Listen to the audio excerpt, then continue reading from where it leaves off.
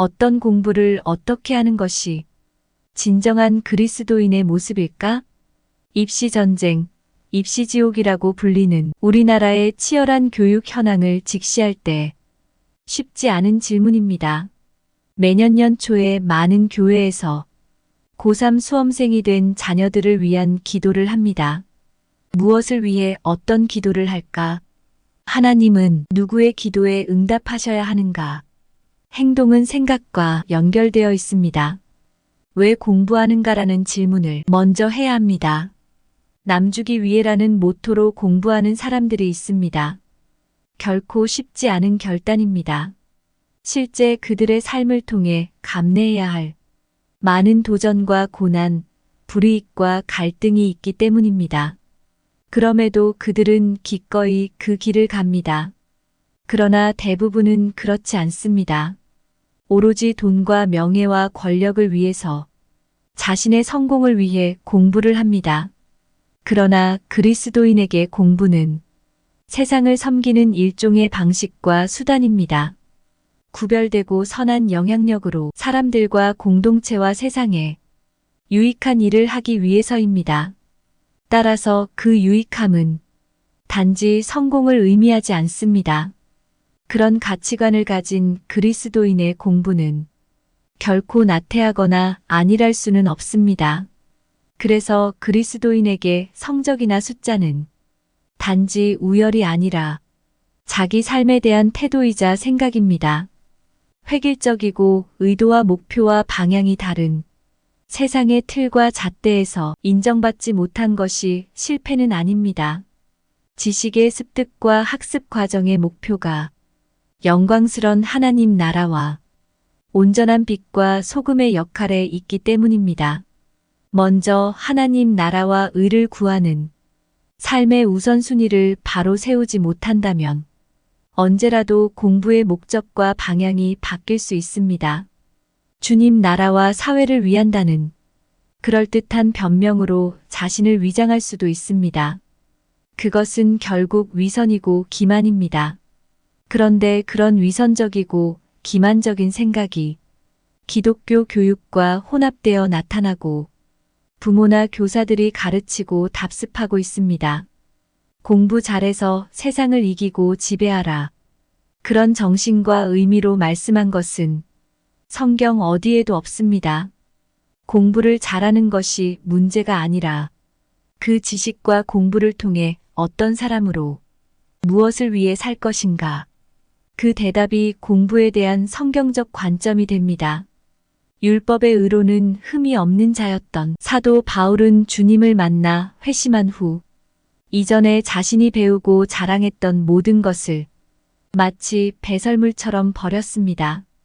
그것은 예수 그리스도와 복음을 아는 지식이 세상의 어떤 지식과도 비교할 수 없는 가장 고상한 지식이기 때문이었습니다.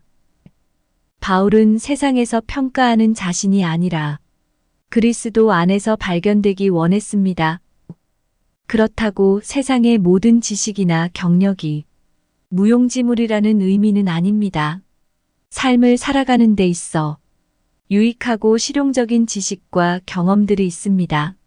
세상의 지식을 알고 그 지식의 한계를 알아 주의 복음을 더 많은 사람들에게 잘 전하고 좀 더 원만하고 적절한 모습으로 관계하는데 세상의 학문을 배울 필요성이 있습니다.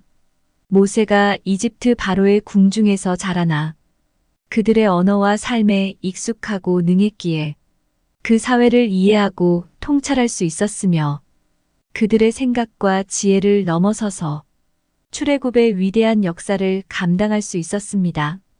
우리가 배우고 체득하는 지식이나 경험은 자신의 성공이나 자랑을 위한 것이 아닙니다. 형제들아, 너희를 부르심을 보라. 육체를 따라 지혜 있는 자가 많지 아니하며 능한 자가 많지 아니하며 문벌 좋은 자가 많지 아니하도다.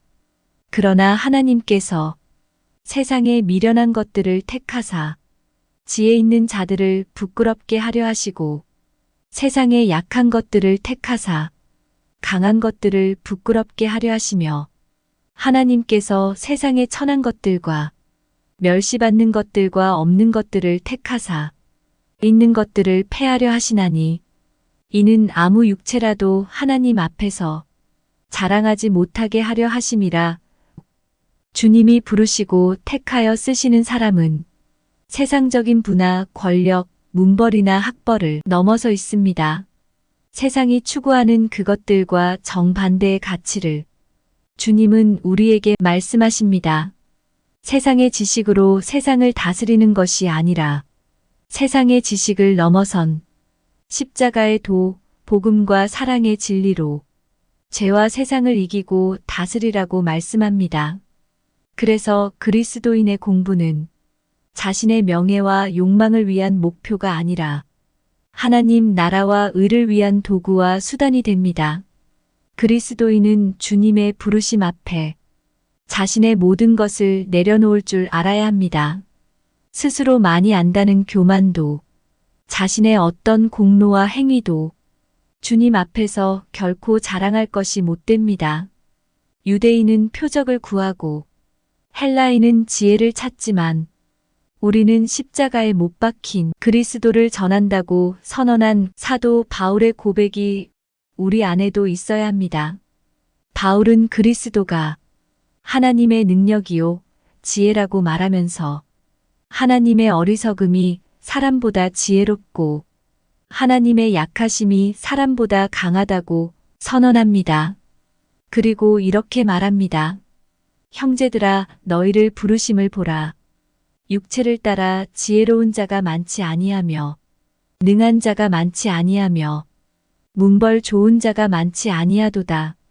그러나 하나님께서 세상의 미련한 것들을 택하사 지혜 있는 자들을 부끄럽게 하려 하시고 세상의 약한 것들을 택하사 강한 것들을 부끄럽게 하려 하시며 하나님께서 세상의 천한 것들과 멸시받는 것들과 없는 것들을 택하사 있는 것들을 패하려 하시나니 이는 아무 육체도 하나님 앞에서 자랑하지 못하게 하려 하심이라.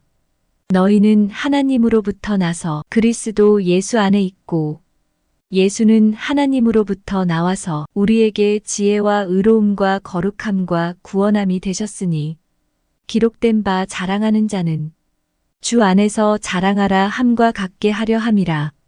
그러므로 형제들아 내가 하나님의 모든 자비하심으로 너희를 권하노니 너희 몸을 하나님이 기뻐하시는 거룩한 산 제물로 드리라. 이는 너희가 드릴 영적 예배니라. 그리스도인에게 배움은 예배입니다.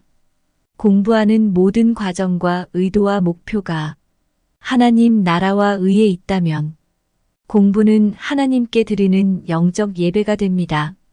그러므로 배우는 자는 겸손한 자입니다. 또한 지혜로운 자입니다.